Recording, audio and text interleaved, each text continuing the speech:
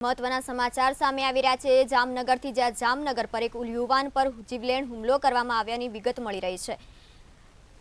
Dared phase 3 વિસ્તારમાં યુવાન પર જીવલેણ હુમલો કરવાની વિગત મળી આવી છે। પાનની દુકાનના સંચાલકે ગાડી સાઈડમાં રાખવાનું કહેતા બબાલ થઈ હોવાની વિગત મળી છે। અહીં ધંધો કરવો હોય તો હપ્તો આપવો પડશે તેમ કહી હુમલો કર્યો હતો। હારૂન ખફી નામના યુવાન ઉપર બે લોકોએ જીવલેણ હુમલો કર્યો છે। જીવલેણ હુમલાની સમગ્ર ઘટનાના સીસીટીવી ફૂટેજ પણ સામે આવ્યા છે। પંચકોશી બી ડિવિઝનમાં ફરિયાદ નોંધાઈ છે અને પોલીસે વધુ તપાસ પણ હાથ ધરી છે। મહત્વના સમાચાર જામનગરથી સામે આવ્યા છે, જ્યાં દરેડ ફેઝ 3 વિસ્તારમાં યુવાન પર જીવલેણ હુમલો કરવાની વિગત સામે આવી છે। પાનની દુકાનના સંચાલકે ગાડી સાઈડમાં રાખવાનું કહેતા બબાલ થઈ હતી।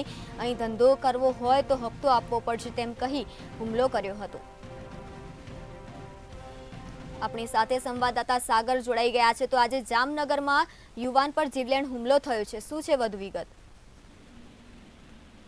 જે ચોક્કસ જણાવી દઉં કે જે જામનગર નજીક દરેડ વિસ્તારમાં જે એક પાનની દુકાન આવેલી છે, જ્યાં મફત પાન ખાવા આવેલા બે શખ્સોને પિતા પુત્રો પર વેપારી પર જે જીવલેણ હુમલો કર્યો હતો ને પાનના પૈસા નહીં આપવા અને ધંધો નહીં કરવા દેવા તેવું પણ કહેવામાં આવ્યું છે ને હપ્તો આપવો પડશે તેમ કહી 4 શખ્સો દ્વારા ખૂની હુમલો પણ કરવામાં આવ્યો છે। ને જામનગર દરેડ નજીક જે આ પાનની દુકાન છે તેમાં વેપારી પર સામસામે જે હુમલો થયો હતો ને જે હુમલા જે થયો ત્યારે જે સ્થાનિક પોલીસને પણ જાણ કરવામાં આવી છે અને આ દરમિયાન પોલીસે આગળની કાર્યવાહી પણ હાથ ધરવામાં આવી છે અને જે ઈજાગ્રસ્ત છે તેને તાત્કાલિક હોસ્પિટલમાં પણ ખસેડવામાં આવ્યા હતા। જી સાગર, સમગ્ર માહિતી આપવા બદલ આભાર।